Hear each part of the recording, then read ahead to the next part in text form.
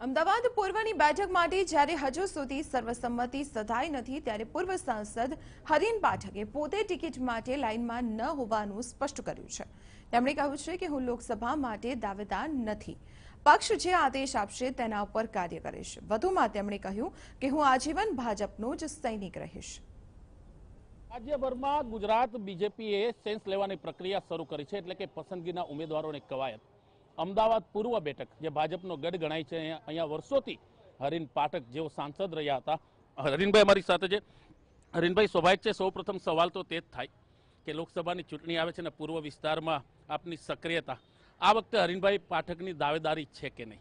હું કોઈ દાવેદારી કરતો નથી। પાર્ટીને જે નિર્ણય કરે છે ને જે જવાબદારીઓ મને 1967થી સોંપી છે એ જવાબદારીઓ હું નિષ્ઠાથી નિભાવું છું। હરીનભાઈ, પણ કહેવાય છે કે એક સમય જ્યારે બીજેપીની નબળાઈ હતી ત્યારે આપ જેવા સાંસદો ત્યાંથી ચૂંટાયા અને ભાજપને મજબૂત કરતા હતા। પરેશ રાવલ વર્તમાન સાંસદ છે, હવે ભાજપ પસંદગીની પ્રક્રિયા કરે છે। કદાચ પાર્ટી આદેશ કરે હરીન પાઠકને તો? હું છે ને પાર્ટીનો બહુ ડિસિપ્લિન સૈનિક છું। પાર્ટી મને જે કામ સોંપે, એક જમાનામાં 67ની સાલમાં પડદા પોસ્ટરો મારવાનું કામ સોંપે, બૂથ સમિતિનો પ્રમુખ હતો।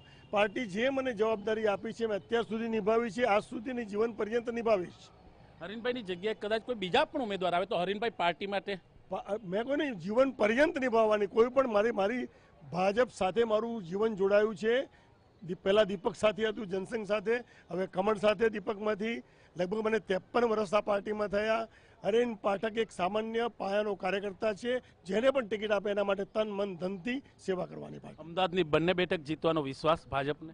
26 બેઠકોનો વિશ્વાસ। તો આ હતા પૂર્વ સાંસદ હરીન પાઠક। તેમનું કેવું છે કે તે પાર્ટીના સૈનિક છે, પાર્ટી જે પણ આદેશ આપે તે કરવા તૈયાર છે। તેની દાવેદારી નથી, પણ પાર્ટી જો કોઈ બીજા ઉમેદવારને પણ મૂકશે તો તેના માટે પણ તેઓ કામ કરશે। કેમેરામેન હિરેન, ભૌમિક વ્યાસ, TV9 અમદાવાદ।